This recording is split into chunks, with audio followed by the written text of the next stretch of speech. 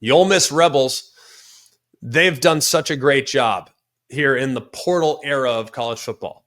I mean, so much of their success has been going out and getting guys for 1 year and saying, hey, come be a part of our program at Ole Miss.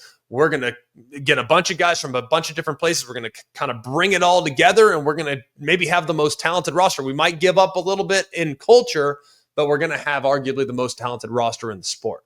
That was the case last year. I think you could have made a case that Ole Miss had as talented a roster as anybody outside of Ohio State. I think that will be reflected in the NFL draft coming up this season. You look at their schedule again this year, things look pretty good. 5 of their first 6 games are at home. But this is a year where they're not as reliant on the portal. Now, they still have the number 2 class or the number 3 class, but only 6 top 100 transfers. That's second most in the SEC, so still a lot, but it doesn't feel quite as significant as it was last year. They also go out, they got offensive line, they got edge on the defense with Princewell Uman-Mielen. So 2 guys that, Kutas on the offensive line from Arkansas, Uman-Mielen from Nebraska, that could be significant. Their high school class is also pretty good. Plus, there's also a kid that I think most people might have some level of familiarity with, but probably not enough. I'm just going to tell you, Austin Simmons, he was their backup quarterback last year.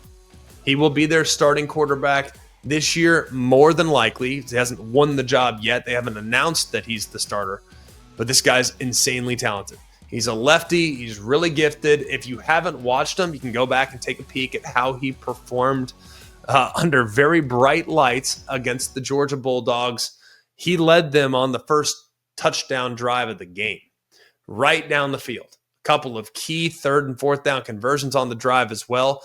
Austin Simmons is a name you need to know. And he could, even though he's not a guy that's, going to have a ton of hoopla and excitement around his prospects as the starter, he's not going to have anywhere near the hype of some other first-year starters. He might be as talented as just about anybody out there. So we'll see how it goes. Talent doesn't always equate to elite level play. Talent is one thing. Being highly productive and efficient is another. There's plenty of guys that have outrageous talent that haven't been very good. There's been a million examples of that. But if the efficiency can match the talent level, Ole Miss is going to be in really good hands at the quarterback spot. I'm just telling you, they're going to be in really good shape there. Schedule, like I said, somewhat manageable.